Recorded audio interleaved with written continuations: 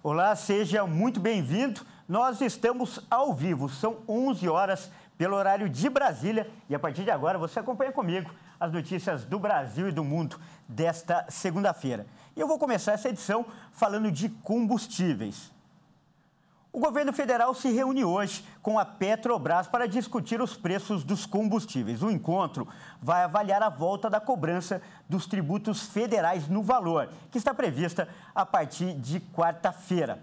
O presidente Luiz Inácio Lula da Silva se reúne com o presidente da Petrobras, Jean Paul Prates, para discutir a desoneração de impostos federais sobre os combustíveis. Também participam do encontro o ministro da Fazenda, Fernando Haddad, e o ministro da Casa Civil, Rui Costa. Teve início em 2022 um projeto que limitou o imposto sobre a circulação de mercadorias e serviços, o ICMS de combustíveis, em até 17%. A cobrança varia conforme o estado. A desoneração dos combustíveis tinha validade até 31 de dezembro. Mas ao tomar posse no dia 1º de janeiro, Lula estendeu a medida até 28 de fevereiro. A prorrogação da medida provisória que barateia os combustíveis é definida pela ala política do governo. Já a equipe econômica se preocupa com o custo que a desoneração dos tributos federais traz para os cofres da União. Segundo cálculos, o impacto chegaria a 30 bilhões de reais por ano aos cofres públicos, com a manutenção da medida, o que pode comprometer investimentos sociais futuros. Caso não se decida pela prorrogação, a partir da quarta-feira, os impostos federais voltam a incidir sobre os combustíveis. Isso deve fazer com que os preços da gasolina e do etanol subam. Segundo estimativas da Associação Brasileira dos Importadores de Combustíveis, a gasolina deve ficar 69 centavos mais cara por litro e o etanol 24 centavos mais caro. E olha só, o presidente Lula foi aconselhado por apoiadores do Palácio do Planalto e também do Congresso Nacional a indicar um economista pró-mercado para a direção do Banco Central. Com o fim do mandato do diretor Bruno Serra, nesta semana, a vaga ficará aberta. Lula ainda não revelou quem pretende indicar, mas o atual presidente pode ficar no cargo até a escolha do substituto. Ele avalia, inclusive, participar da próxima reunião do Copom, o Comitê do Banco Central, que decide a taxa básica de juros, a Selic. O encontro vai acontecer entre os dias 21 e 22 de março. E eu mudo de assunto agora para falar da tragédia no litoral norte de São Paulo. O número de mortes confirmadas pelo temporal que arrasou o litoral norte paulista, há uma semana subiu para 65. Segundo a Agência Brasil, a Associação de Moradores, também as polícias civil e militar e o Corpo de Bombeiros vão decidir se os trabalhos continuam ou serão encerrados. Uma semana após as fortes chuvas que atingiram o litoral norte de São Paulo, bombeiros resgataram neste domingo a última pessoa dada como desaparecida. Associações de moradores, bombeiros, polícia civil e militar fazem um levantamento para ver se ainda há pessoas consideradas desaparecidas e assim decidir se encerram os trabalhos de resgate.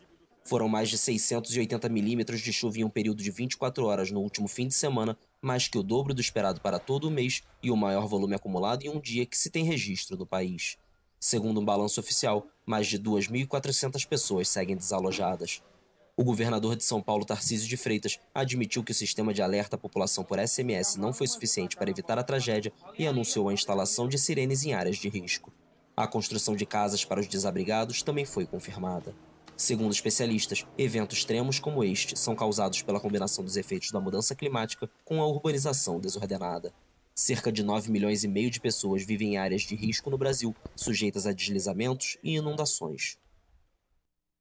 E vamos agora de notícias internacionais. Um novo terremoto de magnitude 5,7 atingiu a Turquia nesta segunda-feira. Dezenas de prédios desabaram e pelo menos uma pessoa morreu. O tremor acontece 3 semanas após o terremoto que deixou mais de 50 mil mortos no país e também no norte da Síria. O epicentro do novo tremor aconteceu na região de Malatya, que fica no leste do país. O novo tremor teve menor força que o do início do mês. O epicentro aconteceu em uma profundidade considerada pequena, entre 5 e 10 quilômetros.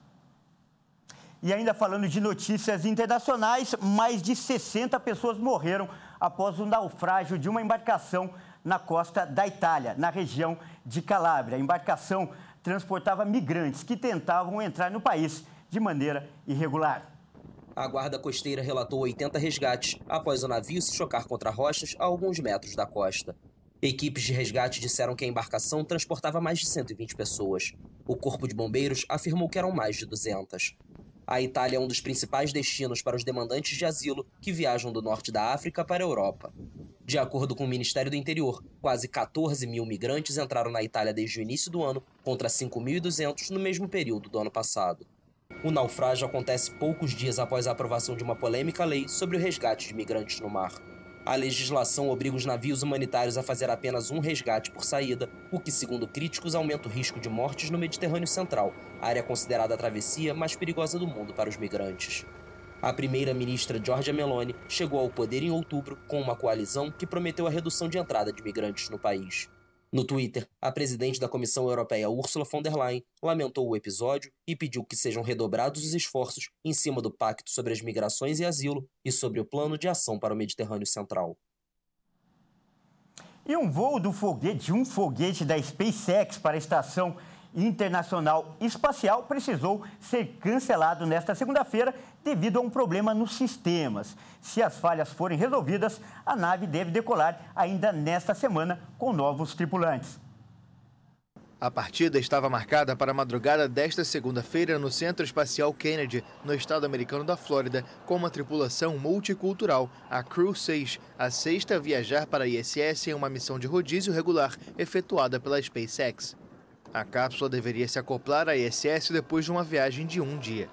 A SpaceX afirmou que a próxima tentativa de lançamento está marcada para quinta-feira, mas depende da resolução do problema que impediu a decolagem nesta segunda. A Agência Espacial dos Estados Unidos, a NASA, contrata os serviços da empresa do bilionário Elon Musk para enviar astronautas a cada 6 meses para a ISS.